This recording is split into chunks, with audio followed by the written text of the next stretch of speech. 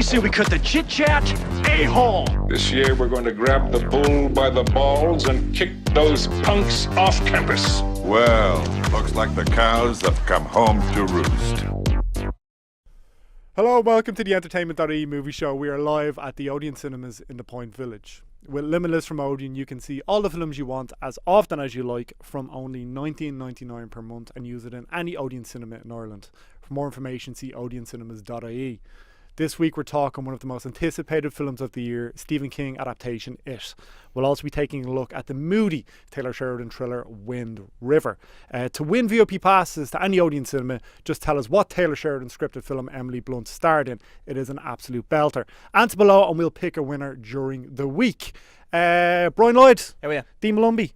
Welcome to my cinema. This is my cinema. I'm Odeon.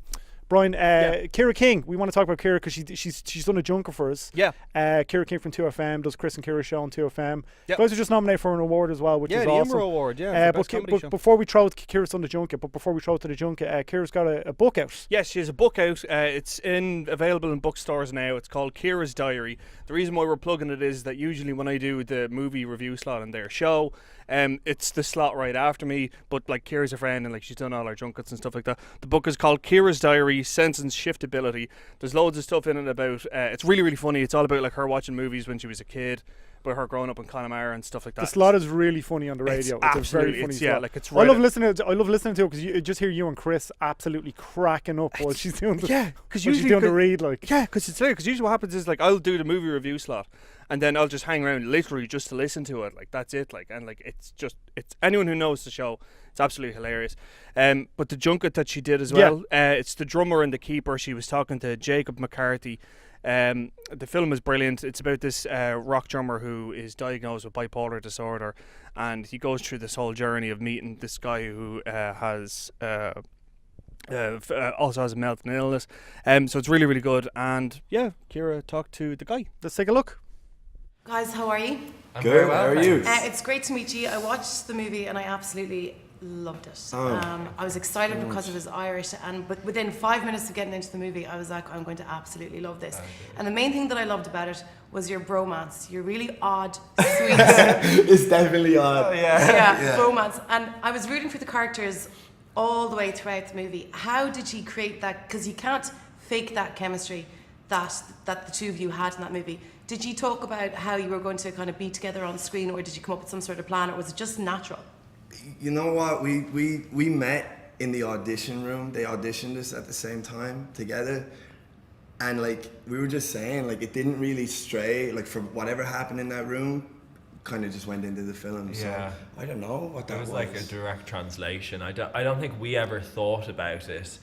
Even when we were doing the film, nobody had mentioned it. I think it was only afterwards when people started to see it that was kind of one of the things that people were talking about the most, that kind of the heart of the film is in the relationship and the chemistry between these two characters, and I guess that you can't fake that, so I loved just it. natural. Yeah, we just naturally love each other. So Ciara's done a bunch of junkets for us before, and Split and stuff like that as well. She's so good on camera. So we're delighted for her. She was totally flirting with James McAvoy, by the way. She was totally flirting with James McAvoy. Like chemistry going on there. There was actual chemistry. Has James been in touch? I wonder. Has Professor X been in touch? Does she prefer him shaved? I wonder. Shaved or like? Like it's well, Dee. I mean, you know, as you, the resident, you know, woman. I mean, what do you think? That's the resident woman. I don't even know. Like, but like, bald James McAvoy or not? No. I don't really go for bald. James McAvoy. Quiffy. He's cute with the hair. The hair. And just when he lets it all out with the Scottish accent, I'm like, love a bit of Scottish. Stressed James McAvoy and Wanted. Oh yeah, when he's like, ooh, just having a that shit is life, kind of intense. You know? Chris Pratt was in that film. Yeah. I know. Yeah, fat Chris Pratt. Yeah, fat Chris Pratt. There you go. Look, let's get to it first, because we've been teasing this one out for weeks at this stage. Yeah. It's projected to make an absolute fortune at the box office. Brian, you reviewed it for the site. You gave it 4.5 stars. I did. Is it that good? It's not often you see a horror film. Never mind, not a remake, but a kind of another adaptation of a film that was already adapted. No, it's really interesting because like basically. And I don't know if you felt this way, because Dee saw it as well, but my personal take on it was that it was basically like Stand By Me meets, you know, The Ring or something like that, or meets, I don't know, The Grudge, or just any kind of like really over the top, you know, aggressive horror film. Like when it's not doing when it's not doing the whole creepy clown thing, it's actually like a really affecting like drama about these kids growing up and, you know, they have a really hard time of it. And kind of like Stranger Things, it does kind of rely a little bit too much on nostalgia. Like they really do kind of get the whole 80s period set done really, really well, but they don't do it as overtly as Stranger Things does. But no, it's really, really good. And like the kids in it, Finn Wolfhard and Sophia Ellis and Jaden Lebhair and all of them, the kids who play the Losers Club, they're all fantastic. They really do make the film, I thought. Did it feel like that kind of Stand By Me adaptation to you as well, Dee? Because you were saying you couldn't sleep after watching like that. Yeah. Obviously, it's a horror film. Yeah. I mean, it's very kind of in your face and everything. Like it's over 2 hours long, and I mean, they put so much attention like into the detail, like the production design. Yeah. Like there's all this like symbolism kind of going on in the movie and everything. There's just so much like going on in it that I just felt like that my mind was awake. Not so much haunted, although I definitely jumped at least like a good dozen times while watching this movie.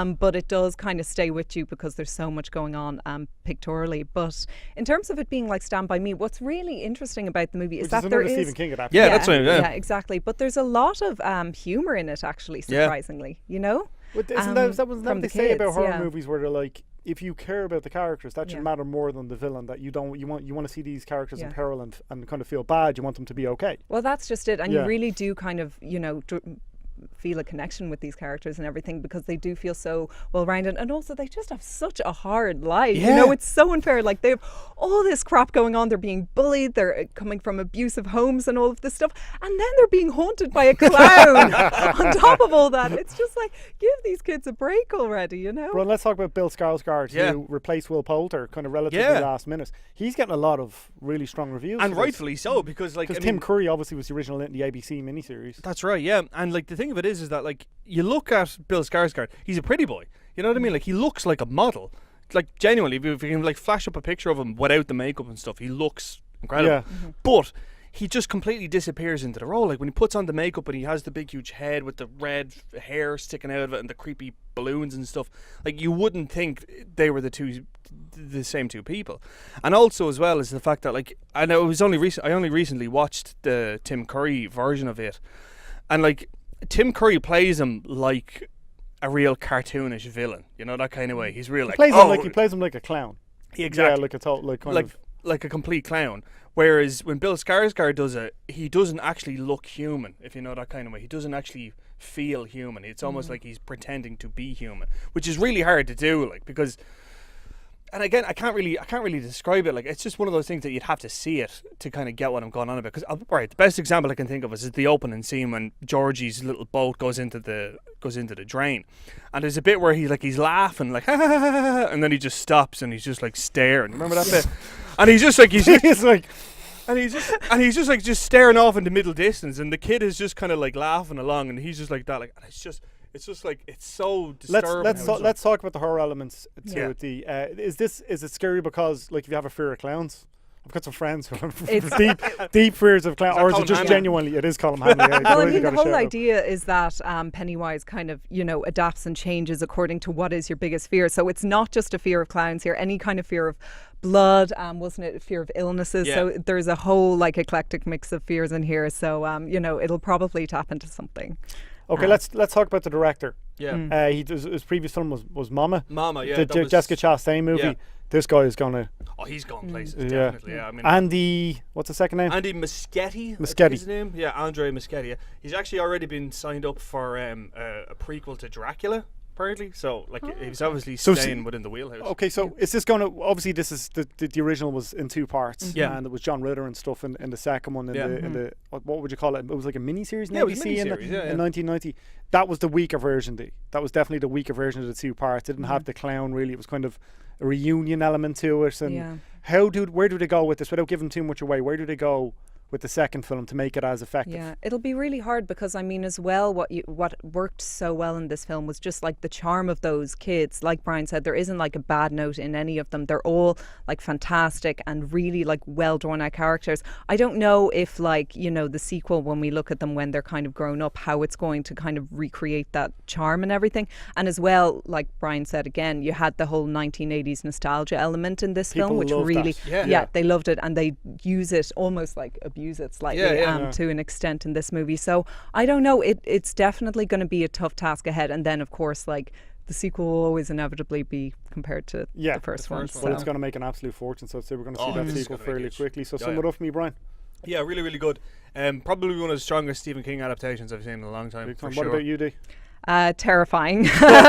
Visually stunning, really well acted. Yeah, I mean, what's great about it is that it's a really good, intriguing story aside from being a horror. Yeah. You know, so there's more going on in this than just like there to scare you. Before we move on to Wind River, have you seen the advertising campaign, what they did, where they just tied balloons to shores?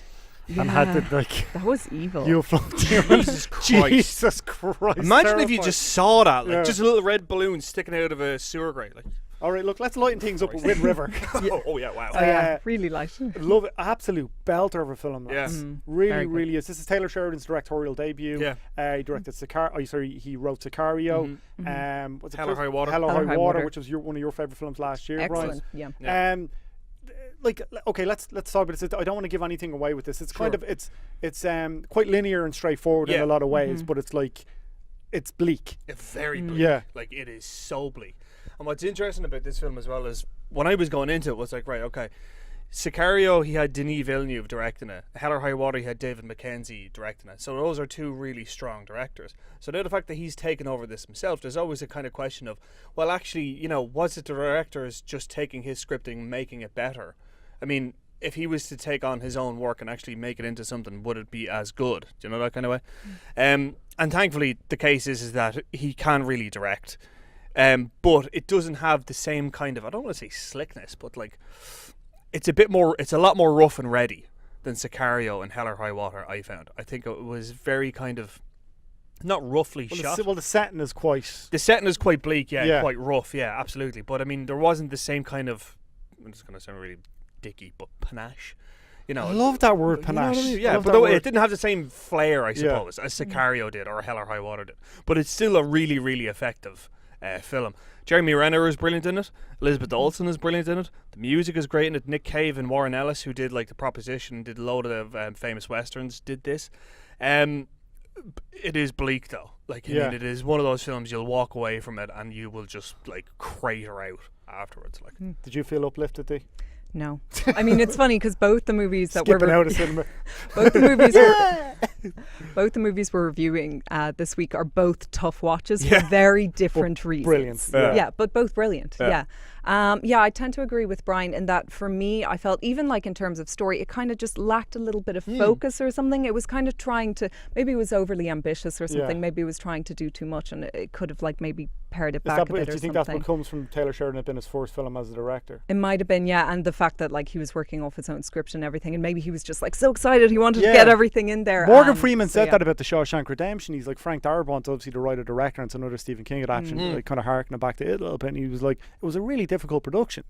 Because writer directors are so married to their material and getting that material and so precious about getting it on screen. But you enjoyed it all the same, or is enjoy the right word? Well, I was really watching it and I could appreciate that it was like a really good film. Like, it was beautifully shot, beautifully edited, beautifully written. The acting was great. Yeah, there were so many like great things about it. Reminded me a lot actually of another River title, Mystic River. Yeah. Oh yeah. Yeah. I'm getting Bacon, a lot of those Tim vibes Robbins. in it. Yeah. Good for one of Clint Eastwood's most underrated films. I'm not sure how well it holds up. Yeah, it's good. It's good. Like, Sean Penn was like, fair enough. He was kind of overacting it, but it was really good. So we had a poor week last week in terms of stuff being released. There wasn't a whole lot out last week, but this week, cracking. The options that people have are fairly fantastic. Yeah, definitely. Like Wind River, like I say, like it is a tough watch, but it is definitely worth your time. Yeah, absolutely. Okay, well look, we'll leave it there, and we'll drop back next week, lads, and we'll get your thoughts on some more films. Mother. Next week. Yeah. Another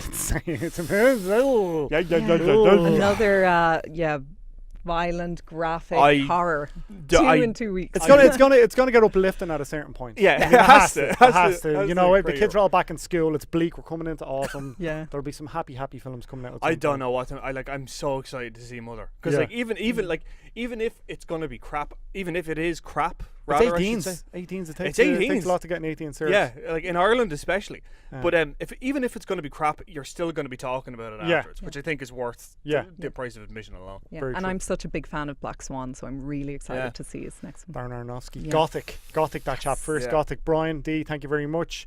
Shout out to Liam at the Charlotte in production for us this week, folks. We'll see you next Thursday at 9 bells. Chat to you then.